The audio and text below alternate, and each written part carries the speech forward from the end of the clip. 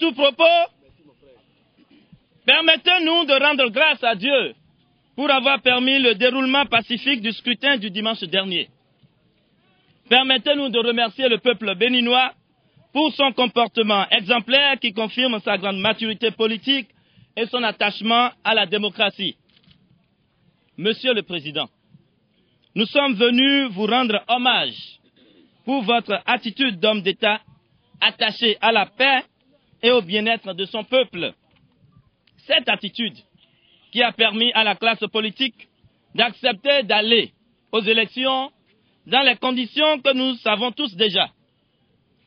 Est-il encore besoin de rappeler que pour la première fois, nous avons eu des élections sans connaître le nombre d'inscrits? Est-il encore besoin de rappeler que nous avons eu des élections sans connaître le nombre de bureaux de vote et le nombre d'électeurs par bureau? Mais malgré tout, et sur votre invitation, le vendredi 11 mars, nous avons accepté d'accomplir notre devoir citoyen. C'est pour cette raison que de longues files d'attente qui témoignent de la participation massive des populations à ce scrutin ont été observées. Mais cette disposition du peuple à exprimer son choix n'a pas rencontré dans tous les bureaux de vote la disposition des institutions en charge de ce scrutin à l'y aider. Ainsi donc, des opérations de vote ont démarré à certains endroits avec un grand retard. Des bulletins de vote ont pu être en possession d'un candidat avant le jour des élections. En témoignent les nombreuses arrestations de certains responsables de la mouvance en possession des dits bulletins déjà cachetés. On nous signale encore que certains membres du gouvernement auraient été surpris en plein bourrage d'urnes. Mais, en dépit de toutes ces fraudes, les grandes tendances issues des résultats sortis des urnes, après 87% des dépouillements, indiquent clairement le choix du peuple. Monsieur le Président, nous sommes heureux et fiers de vous, car nous sommes convaincus de votre victoire avec plus de 46% des suffrages exprimés.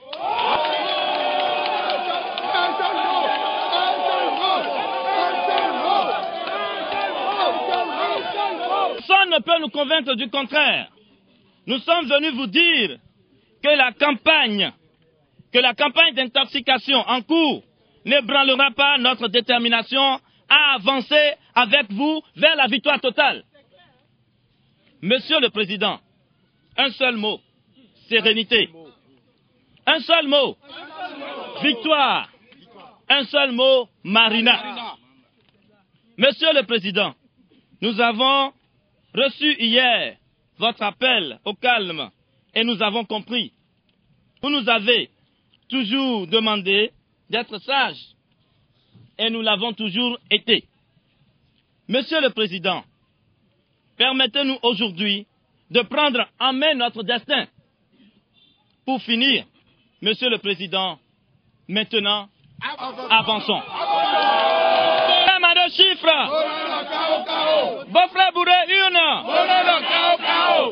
Je vous remercie pour votre mobilisation et je vous félicite pour la déclaration dont vous venez de donner lecture.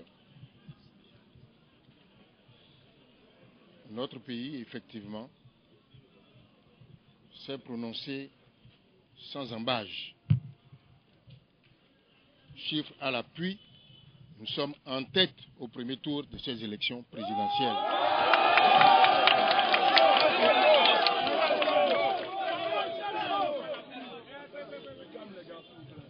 Par conséquent, je vous invite à la sérénité, persuadé que les chiffres qui vont être annoncés officiellement confirmeront ce que nous savons déjà. Néanmoins, il faut rester vigilant, car ceux à qui nous avons affaire sont prêts à tout, notamment à un hold-up électoral pour vous priver de votre victoire. Eh bien, nous ne permettrons pas cela.